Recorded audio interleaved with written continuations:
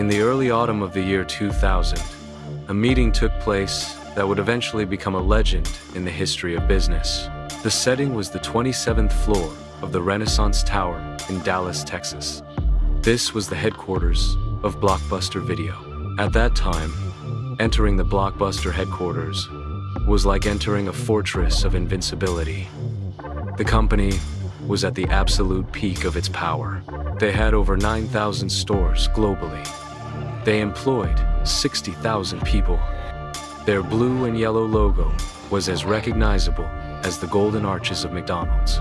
For millions of families, Friday night was synonymous with a trip to Blockbuster. The smell of the popcorn, the bright lights, the rush to grab the last copy of the newest release, this was a cultural ritual.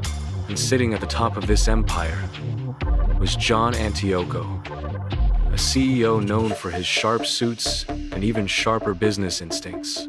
He was a retail genius who had turned the company into a cash printing machine. Into this fortress walked two men who looked like they didn't belong.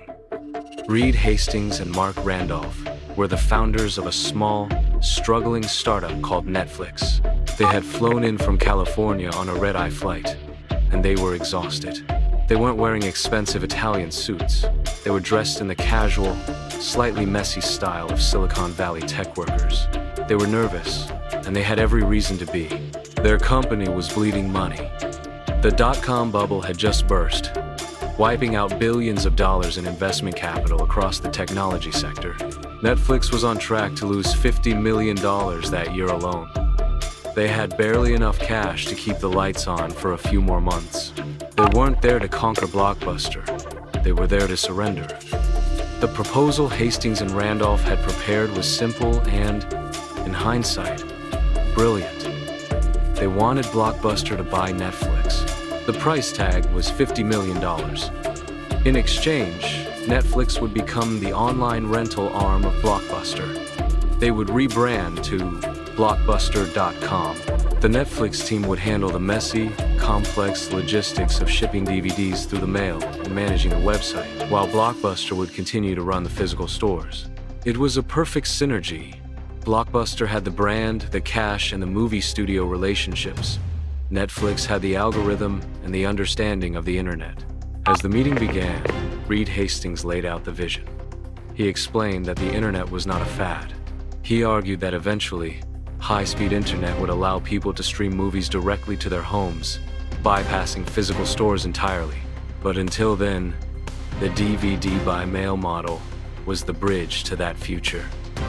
He spoke passionately about customer experience. He talked about a service with no due dates and no late fees, a model that treated the customer with trust rather than suspicion. The Blockbuster executives listened, but they weren't hearing him. To them, the Netflix model made no sense. Blockbuster's entire financial empire was built on a very specific and very lucrative pain point: the late fee. In the year 2000, Blockbuster made nearly $800 million purely from late fees. That was 16% of their total revenue. It was essentially free money. Why would they acquire a company that wanted to abolish their most profitable revenue stream? Then came the moment that sealed their fate. When Hastings finally named the price $50 million, the room didn't just go quiet. It felt like the air had been sucked out of the room. Mark Randolph, the co-founder of Netflix, later described watching John Antioco carefully. He saw the CEO try to maintain his composure, but he couldn't help it. A smirk appeared on his face. Then, the other executives joined in. They laughed. It wasn't a polite chuckle. It was the laughter of giants looking down at an insect. To them, Netflix was a tiny, niche service used by a few thousand tech geeks.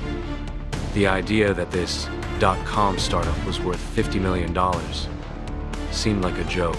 The meeting ended shortly after. Hastings and Randolph were politely, but firmly, shown the door. That plane ride back to California was long and quiet. But somewhere over the Midwest, the despair turned into determination. The rejection had clarified everything. They realized that Blockbuster wasn't just a competitor. They were a dinosaur, waiting for the meteor. Hastings and Randolph decided that if Goliath wouldn't buy them, they would have to kill Goliath. They doubled down on their model. They perfected their recommendation algorithm, which they called Cinematch. This was their secret weapon. While Blockbuster relied on stocking thousands of copies of the newest hit movie, Netflix used its algorithm to introduce customers to older, independent, or obscure films that they would love. This meant Netflix didn't have to fight for the expensive new releases. They could monetize the entire back catalog of film history. As the years rolled by, the world began to change exactly as Hastings had predicted. DVD players became a household staple. Internet speeds increased, and crucially, people started to hate the Blockbuster experience. They hated the late fees. They hated driving to the store only to find the movie they wanted was out of stock. Netflix offered a magical alternative. Movies just appeared in your mailbox, and you could keep them as long as you wanted. By 2004, Blockbuster was no longer laughing. They realized Netflix was stealing their best customers. In a panic, Blockbuster decided to fight back. They launched Blockbuster Online. And here is a twist in the story that many people forget. Blockbuster's counterattack actually worked. By integrating their online service with their physical stores, allowing people to return online rentals to the shop to get a free movie, they started gaining subscribers faster than Netflix. For a brief moment, it looked like Blockbuster might actually win. Reed Hastings even approached Antioco again, suggesting a compromise, but the war was on. However, Blockbuster had a fatal flaw that Netflix did not: internal conflict. The total access program that was beating Netflix was expensive. It required Blockbuster to stop charging late fees and spend millions on marketing. This terrified the investors. A famous activist investor named Carl Icahn bought a massive chunk of Blockbuster stock. Icahn didn't care about the future of streaming or the next 10 years. He cared about the stock price right now. He looked at the books and saw that the online service was costing money and the removal of late fees was hurting profits. He waged a war against the CEO, John Antioco. In a tragic boardroom battle, the investors won. They forced Antioco out. They reversed his changes. They brought back the late fees and cut funding to the online platform. They essentially decided to squeeze the last few drops of profit out of the dying rental business rather than invest in the future. It was a suicide pact. As soon as the late fees returned, the customers fled back to Netflix in droves. Netflix didn't just win because they were smarter. They won because Blockbuster's own greed destroyed their ability to adapt. Then came the final nail in the coffin: streaming. In 2007, Netflix launched its Watch Instantly feature. It was clunky at first, with a small library, but it was the future.